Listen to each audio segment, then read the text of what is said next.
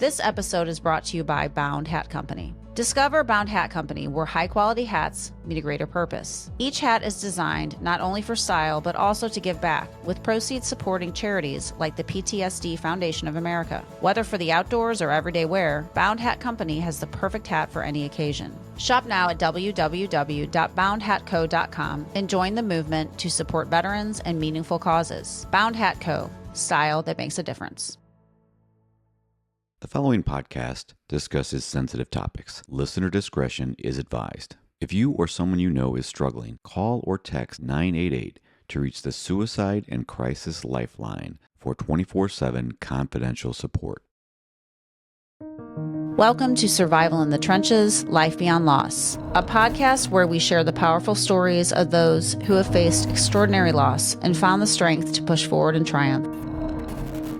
These are real journeys of resilience, courage, and hope. Join us as we uncover what it means to rise above, even in the darkest of times. Hello, everyone, and welcome to Survival in the Trenches. My name is Kelly Chandler. I will be your host. Today, we are honored to sit down with Dr. Rebecca Lester, associated with Washington University in St. Louis's Healthy Mind Lab and CHIRP, which I will have you explain, that wonderful new acronym. Thank you for being with us today. Oh, thank you for having me. And CHIRP is the Center for the Holistic and Interdisciplinary Research in Psychedelics. That's a big acronym. It's a mouthful. Yeah, it is a mouthful. I can see why you went with CHIRP. Yes. So once again, thank you. This is an incredible opportunity that not a lot of people get access to speak with people in your position that are doing such groundbreaking work in the area of psychedelics. And before we get into what the Healthy Mind Lab is doing and CHIRP is doing, I wanted to share with our listeners a little bit about you and your background and how you got here today. So if you don't mind maybe taking us back in your life, and let's talk about you. Great. Yeah, sure. So I'm an anthropologist. That's my PhD is in anthropology. And I'm also a licensed clinical social worker. So my research is in culture and mental health, and particularly I'm interested in American psychiatry as a cultural system, and so how people work within psychiatry to understand what mental distress is and how to best address it for different populations in different contexts. That's incredible, and we hear so much, just as the general public, that mental health is such an important issue, and I feel like we're getting there, but I don't know what that means. So there's so much talk about being able to express mental health challenges, and how do you go about assessing that, for our country and where we're moving with the acceptance and support in those types of services for people? I think there's much more recognition of the need, particularly post-COVID. During COVID, there was such a spike in anxiety and depression and other struggles that people were having that was recognized as a phenomenon, and that we definitely need more services. So that's good in the sense that it spurred that awareness, but we are still very far behind where we need to be in terms of addressing the needs that our population has. Absolutely. So you're looking specifically at our country. I am. I look some cross-culturally, but my interest is really the United States, because there's a lot to learn about what's going on here. Absolutely. And can you tell us a little bit more about your personal background and some of the things that you've been through on a personal level that maybe pushed you to get into this line of work? Yes, absolutely. So I have been interested in anthropology since I was a kid. I don't know how I learned about it, but ever since I was a kid. And part of what drew me to it was my own experiences with the mental health system in American psychiatry. I had an eating disorder when I was 11 and a recurrence when I was 18. And both those times I went through the whole treatment process, and thankfully things are in a good place now. But those experiences, even at the time, I remember thinking very clearly, like, there has got to be a better way to address this particular thing. I mean, as well as other issues within our mental health system, but particularly with eating disorders. I was like, this doesn't work very well, what we're doing. Of course, that was a long time ago, and a lot has changed since then, but there are still really deeply embedded problems in the way that our society thinks about and treats these conditions. So my most recent book was really exploring how did we get here, where it is the second most deadly psychiatric condition that exists, just behind opioid addiction, but it is dramatically underfunded, sometimes excluded from insurance coverage. There's just so many barriers to people getting adequate treatment. And so the book is really exploring, how did we get to this? Why is this way? And then it takes a really close look at a treatment center and looking at how does this affect relationships of care? How does it affect patients and clients' progression through recovery? What are the kind of double binds that get set up that keep people from getting well? So it explores all of those kinds of issues. So it sounds like for you, you turned your, at the time, what was a painful experience and probably extremely traumatic mentally, into purpose. Yes. You dove deep. You decided, I'm gonna fix this problem. That's right. That's right. So that really motivated me all the way through my graduate education and into this most recent work that I've done. Which is, it makes sense. It's a logical link because in my mind, and I know very personally someone that struggles with eating disorders, and it's such a mental problem. It's a mental challenge. Yes. And so I can see where you progressed into this additional line of work where it's not just eating disorders, it's beyond. Right, because so much of how people experience their distress has to do with how a culture understands what's normal and what's not normal, and what's healthy and what's not healthy, and what kinds of supports are in place to help people if they're struggling. And so if we look culturally at all of that stuff, we can get better insight into how people then experience the struggles that they're having and how we can maybe help them in a better way. That's fascinating. So take us back also how you got from there to now getting into psychedelics. Yeah, sure. So as part of my eating disorder research, I went back and got clinical training as a clinical social worker, because I've always had an interest in actually, we can study things and learn about them, but what do we do with that? So I was very interested in okay, I want to learn how to do stuff. And so that has really shaped the way that my research has progressed and just the things that I get involved in. And so when I heard about Leo Cabasa and Ginger Nickel putting together this research center on psychedelics, and they asked me would I have any interest in it. And absolutely. I mean, psychedelics is something that anthropologists talk a lot about, so we can touch on that if you'd like. But it's something that is a topic of discussion within my other discipline that I work in, and it also has this potential to really revolutionize how we think about and treat mental distress. Which is so exciting, I'm Yes. sure, as someone who has been in that world. And as you suggested, I would love to talk about how psychedelics has been viewed from the anthropology perspective, if that's what you want to call it. Sure. Well, in our society, we think of psychedelics as drugs that are illegal for the most part, and dangerous, or these kinds of things. They have a certain kind of association with them culturally, but through the span of human history, they've been part of our culture. Our cultures are all around the world. I mean, these kinds of compounds, and particularly like with mushrooms and things like that, they grow all over the world. And so humans for millennia have been utilizing them for a variety of different reasons, for medicinal reasons, for ritual reasons, for religious reasons. So it's fascinating to think about how that transition has happened, where now they're classified as something that's kind of dangerous and scary. And when for most of human history that has not been the case, they've been very accepted and integrated as part of our kind of healing systems. And with the drug, with the effects of the drug, there comes a guided experience. Yes. So can you talk about that? Because as someone who has no experience in this arena, I want to know how that works, how the drug works with that guided process.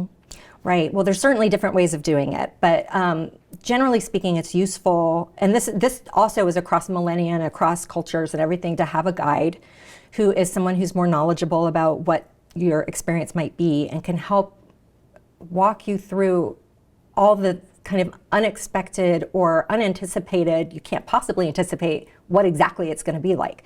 And so having somebody there to help you make sense of that experience is really critical, because it can be really life-changing. And so to have somebody there who's more knowledgeable to help you kind of contextualize that, make sense of it, afterward integrate it into your sense of who you are, your sense of your place in the world is really important.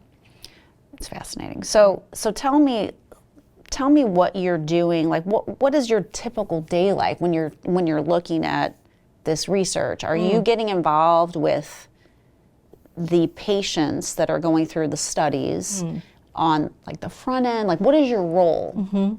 So it's evolving. So at this point, we're setting up the center and we're kind of defining our research questions and things that we want to study and understand. I'm going through the training right now to be a facilitator, which is the person who's in the room as somebody is having one of these experiences. So all of the facilitators are trained clinicians as well. So you have, people who know what they're doing, and there's I'm finding a very long training that one goes through, which is appropriate.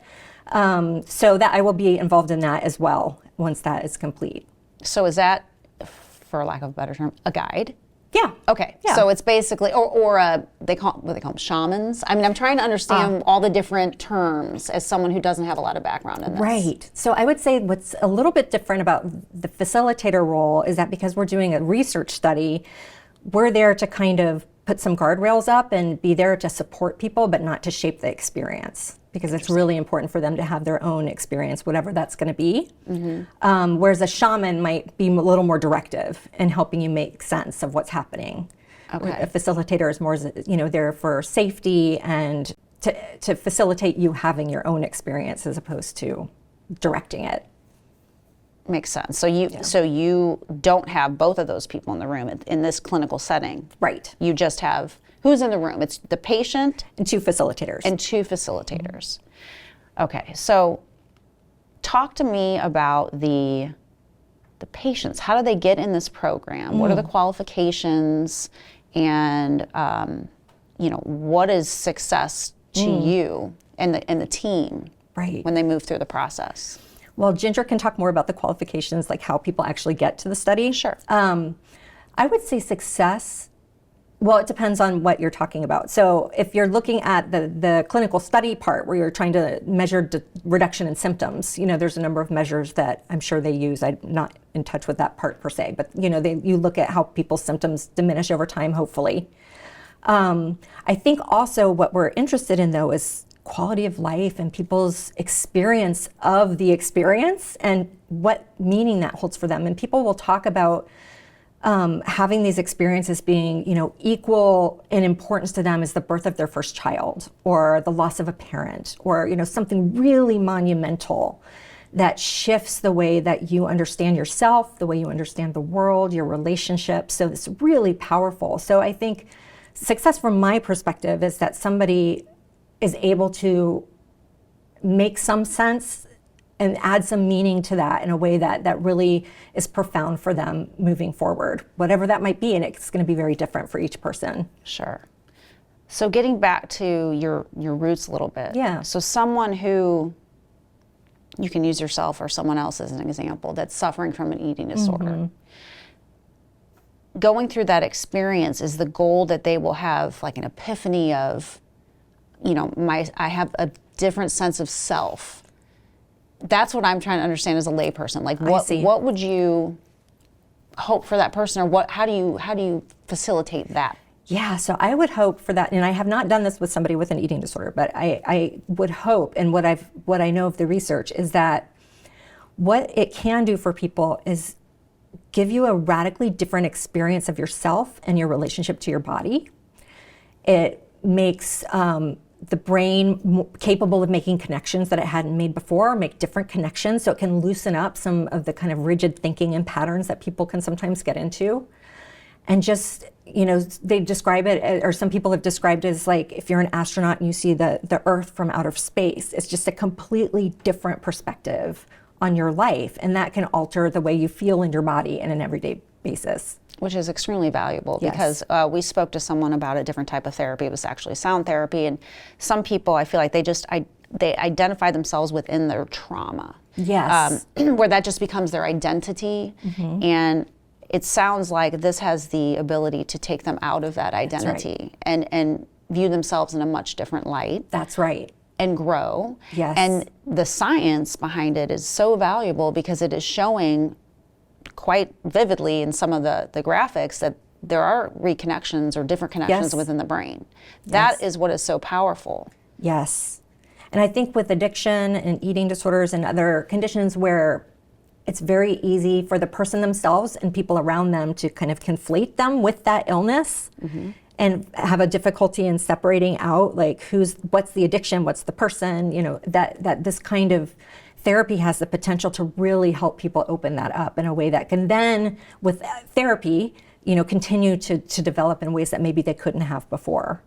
So based on your experience as a therapist in treating people with eating disorders and potentially other situations or addictions or what have you, are there specific things going on in the brain that led to that condition, traumatic events, or was it more of a progression of occurrences that got them there? Can you speak a little bit to your experience in dealing with patients? Sure. So oftentimes for someone with an eating disorder, for example, occasionally there can be a singular traumatic event that can produce some symptoms, but often that's not the case. Often it's an accumulation of things over a long period of time that have to do with how the person experiences their worthiness to exist. And that can look different for different people. It can be something that, emerges within a family, with peers, certainly with cultural messages that we get about who has the right to take up space and who doesn't, or, who has the right to get attention and who doesn't, and, all these things. Who's valuable and who is less valuable. So it's an accumulation of things, but what it culminates in usually is a person who is feeling so much self-loathing and self-hatred and confusion about what is my point? Like, what is my purpose? And how do I exist in a world where I feel like I'm not valued, or I'm being told I'm not valued? How do I make sense of my existence? And so so these are big existential questions, right, that people are really grappling with. It's not just about, I want to look like so-and-so on Instagram or whatever. I mean, that matters, but that's not really what's at the heart of what's going on. It's these really deep questions about what it means to exist. And so you can see how with psychedelic therapy, there's this huge opportunity to really open these things up and help people think about them differently, experience them differently, not just think about it, but have the experience of existing differently and recognizing that, a new perspective on who they are in the world. And this can really start to help move some of the therapy forward in terms of grappling with some of those deeper issues. Absolutely. And I've never thought about an eating disorder in that way. You do think of, it's clear to see the societal pressures of looking and feeling a certain way, and there's so much attention and I guess, idolization of people that look and appear a certain way. That's what you think of naturally when you're not close to these types of people experiencing this. Right. I've never thought about it from a self-worth, like being on the planet type of a situation. That is, to me, it's so deep, like you said, and it's so earth-shattering and so heartfelt and sad, honestly. Yeah, it's very sad. It's very sad. So to think that this has the possibility of really reframing that person's perspective, completely changing their outlook on themselves and life, I'm sure it is extremely motivating. Oh, I'm so excited about what's happening in the research, yeah. And so obviously you're passionate in that area. Who gets the vote on what types of people that you're going to target? Is it eating disorders? Is it PTSD? Is it people with pain? I mean, I've heard of different modality or different ideas of how it can work. Who gets that vote? Ginger. Mostly because she's got the infrastructure. She's the medical doctor, and she writes the grants. So really, it's the people with the money who get the vote. You have to, you apply for grants to do this kind of research, and there's, like anything else, there are certain conditions that get more research funding and certain conditions that are deemed less important that get less research funding. So it's a whole kind of mix of things that determine what conditions are being researched and where. So, yeah. That's fascinating. Yeah. So it's a lot of probably vying for attention, so to speak, with That's right. funds and that type of a thing. Stepping back into your personal training to be the clinician in the room and managing the studies, and can you talk a little bit about that training process? Sure, it's fascinating. This is my first time going through it. So I was, as an anthropologist, also very interested in how are they going to teach people to be a facilitator or guide? Like, what do they consider important? What are And so it's many, many, many hours. I don't even know how many hundreds of hours it is. It's a long training with lots of different modules that you do, some online, some in person.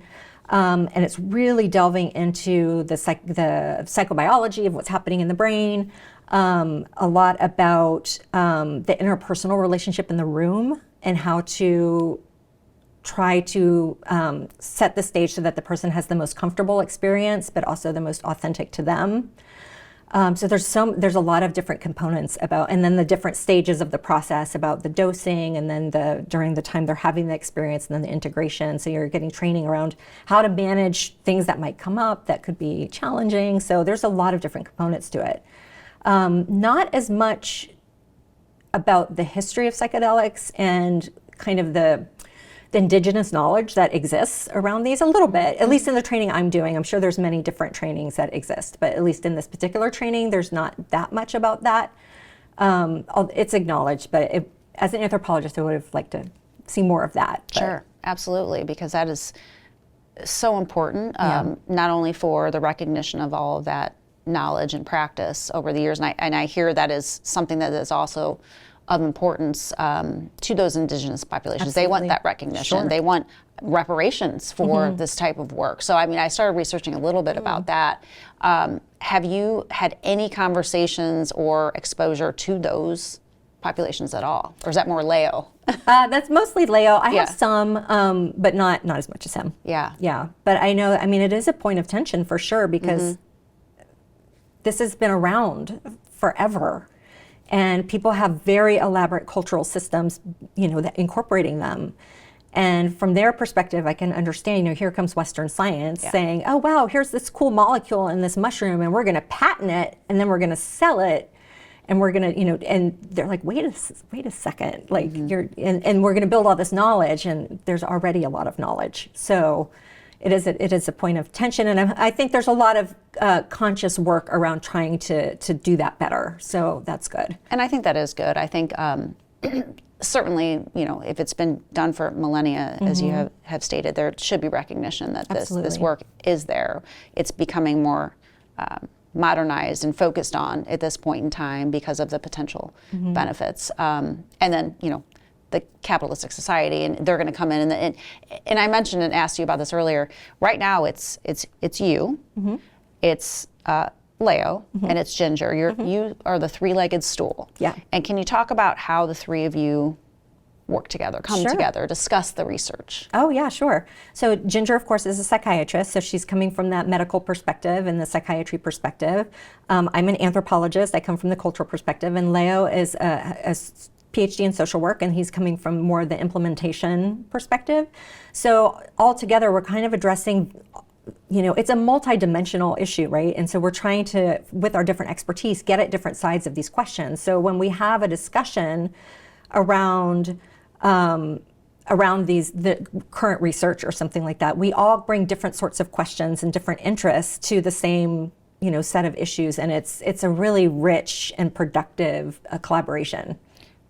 It's fascinating, and as I mentioned earlier also, it's very obvious that there are no business people involved. Right. And I asked you if that was by design. And can you talk about that and maybe why that isn't the case now, and obviously why it may be in the future? Right. So we have a steering committee that's bigger than the three of us, and there are not currently business people on that, but we are looking into that because that is an important perspective to bring in. But as far as for the core group, we really want it to be centered on the research and on the questions about how to help people, and not so much the business side. That's for later. Sure. Or for somebody else to maybe deal with. Absolutely. Yeah. Because you're going to have your advocates that want this groundbreaking research and modality of treatment for people to really bring them to a better quality of life. But you're going to have your adversaries. Absolutely. You're going to have the big pharmas who rely on the prescription or monthly subscription of chronic conditions that obviously they don't necessarily, they might want it intrinsically, but from a business perspective, they rely on that for their livelihood. So that's going to be an interesting conversation on how this moves forward. And it's so integrated with, it's the future prescription, if you will, with a process. That's Yes. different. Yes. That's a very different individualized approach to mental health. Yes. That is hard to standardize. So I'm sure that is one of the biggest challenges. Can you talk about that? Do you ever talk about that as a Sure. group? Yeah, I think that's such an important observation that, the idea, what the research is showing with these substances is that people can have, one or maybe two treatments and really see a dramatic reduction in symptoms. So it does have the potential, we don't know long-term, there's still more research to do, but it has the potential at least to reduce the reliance on these kind of standard prescriptions that exist.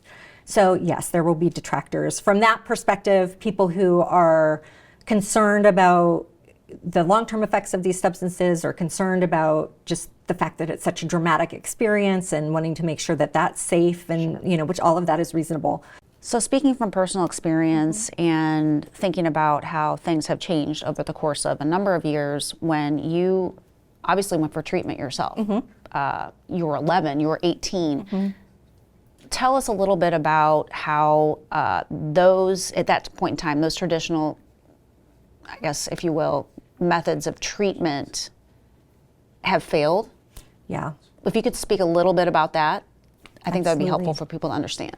Sure. So when I mean, this was a while ago when I was in treatment myself, but it was at that time, so this was in the 80s and in the 80s, the focus was very behavioral focused.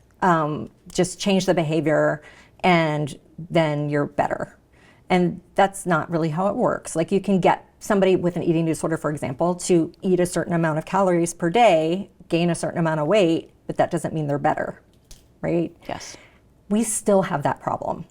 With the advent of managed care, in particular, they're very interested in what can we measure and how do we track progress, which I understand from a business perspective, but humans don't work that way.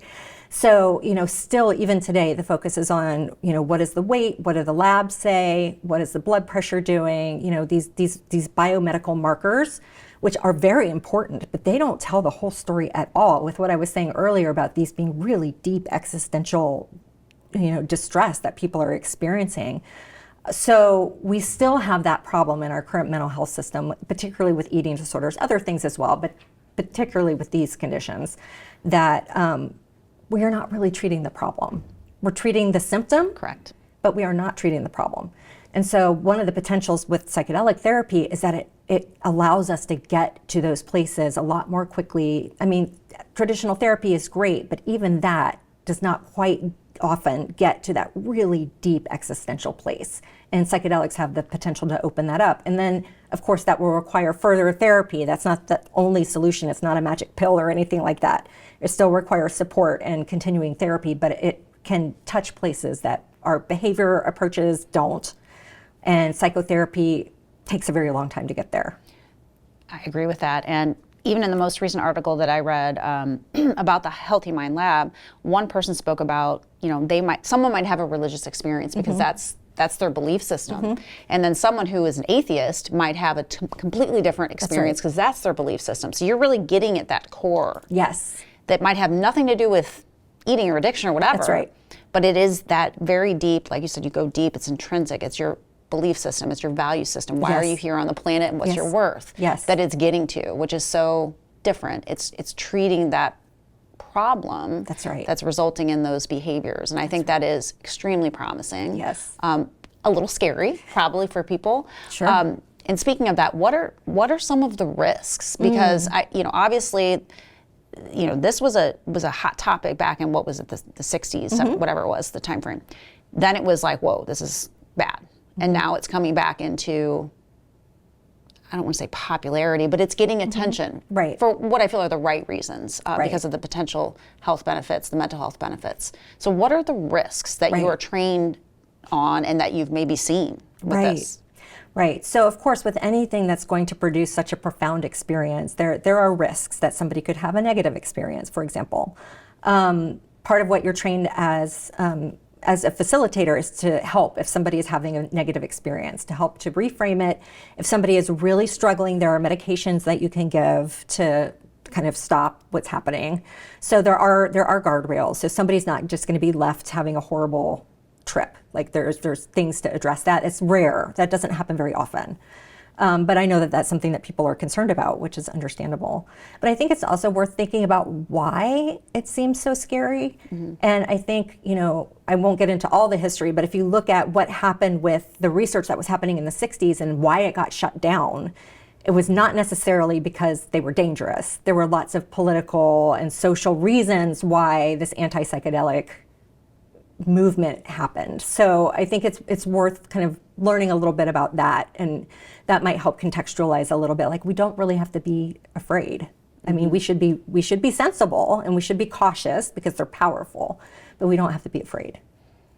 And that is great to provide that context, because it probably was something that was shaped by the media or what was happening at that time. And that can be unfortunate when that impacts the entire population's vantage point of how things can be utilized for good.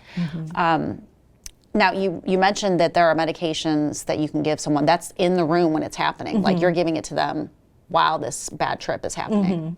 Well, a clinician, a medical person does. Correct, a medical person, not you as in the medical person in the room. And that just has an immediate... From what I understand, ask Ginger. Okay. She can speak more to that. Fascinating. Wonderful. And where do you even know, and this is kind of off the wall, where did the term trip come from? Do you have any idea? Oh, I can guess. Yeah, I can guess definitely, because if one has ever done psychedelics, then you know that it is a journey. It is a journey. It is an experience. You can feel like you're not who you are anymore, not usually in a scary way. You go on a journey. And it's interesting because in a lot of indigenous cultures that utilize these kind of substances too, for shamanistic purposes, they talk about the shaman going on a journey.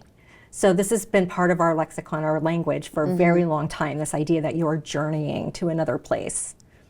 Has there been any thought of bringing those indigenous populations into the lab? That is such a good question. We haven't talked about that specifically. Well, we have some. Let me backtrack on that a little bit. On our steering committee, we do have some. You do? Indigenous folks, who are scholars as well, and so they are involved. We need more. Yeah. We need more, but we do have some, but it's not enough, I think. Yeah, that's interesting, just to have that representation and that tribal knowledge. Absolutely. To impart to everyone else that's on the team. I think that could be very interesting. Very valuable. And to get their vantage point on how they feel the work is progressing. That's right. That's right. So bringing this back into today's environment, where we have now as a society, at least within the United States, come to accept things like marijuana. We've gotten to a place in most areas where it's becoming just, we're like, okay, we're okay with this now. It's taken a while to get there. People were, I think, scared of it, and were afraid of the ramifications of what if we legalize this. Right. Explain to us how you view psychedelics in a comparative way, and how it's so different from that type of acceptance, and how we need to look at this in a different manner.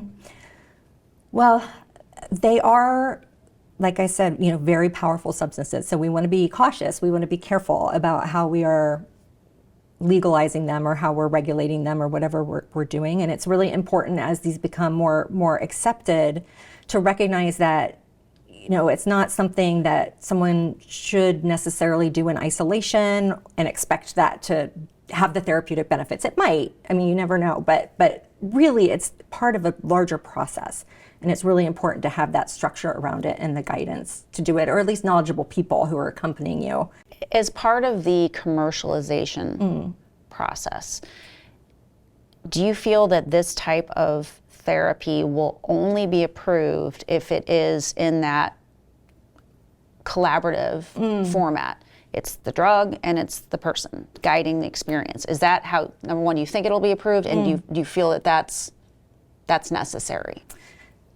Yes, I think that's how it'll be approved to start, and I do think that's necessary. I think ultimately, of course, there will be people who are using it not in that context, and there may be benefits that way too, but there's more risk. So I think people just need to be really educated about what they're doing and what to expect.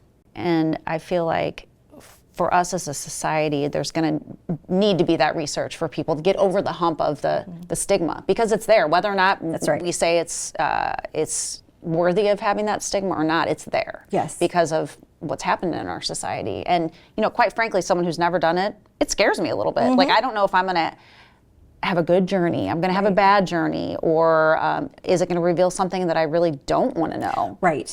So right. I think, obviously we're trying to address mental health problems. I'm not suggesting I have a mental health problem better or worse than anyone else. I feel like I have a pretty healthy brain, but you never know. In context, what if I want to, say I have a ton of money I want to blow on a new therapy. Yeah. I mean, how is that going to be managed versus the people that really need it? And maybe that's more of a Leo discussion. Yeah. But there's going to be that element of Definitely. It's going to be a fun new thing to try versus people who really can benefit from that. That's right. People are already doing this. They're going on ayahuasca trips and all that stuff. Sure. Absolutely. And so that's bubbling up more than ever. Yes. Even as we talk about this as an organization, people are like, oh, hey, I know this person, reach out to this person, reach out to this person. And so the pace at which this becomes commercialized based on the research you're doing as a team is going to be very interesting to watch. Yes. And there will be increasing pressures from managed care to modularize this. Of course. And we have to be very cognizant of that and wary of that, because this is not that kind of a thing. It really needs to be part of an integrated approach. Which is tough. Yeah. At the end of the day, that's a tough thing to manage. Yeah. It's not, it's not a little factory. That's right. So exactly. That's where it is art and science. That's right.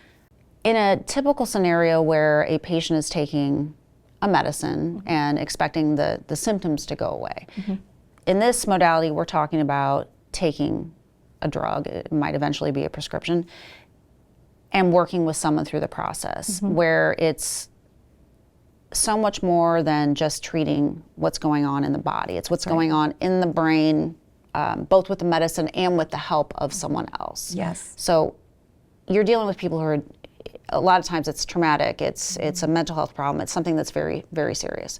So how important is that role in getting through that healing process and getting them to a hopeful state that will change the trajectory of their quality of living?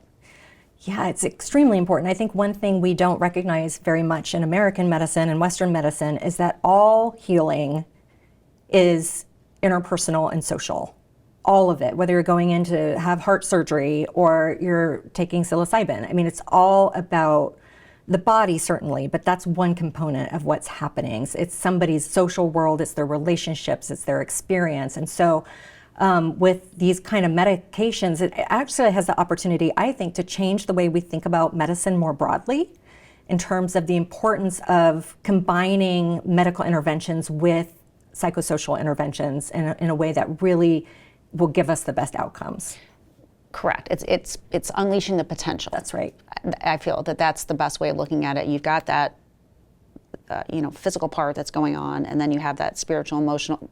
Spiritual is relative, but mental and emotional process. That if you get the three of them to work together, you really can get to a much better place than relying on just X is going to produce Y, type of a thing. Right. So I think that is neat to think about it that way. That it's not just in this situation, but let's think about that with other modalities of treatment. Right. For those in the audience that want to learn more about the research you're doing in this space and potentially otherwise in other areas, where can they find you? Well, my faculty page at Washington University is one spot. I have another personal web page that's RebeccaLester.com, and my therapy web page is lumantherapy.org. So people can find me there. Fantastic. And I would encourage all of you to go out there. I went to your personal page, and most people have like a 2-page resume. Your resume is like a scroll.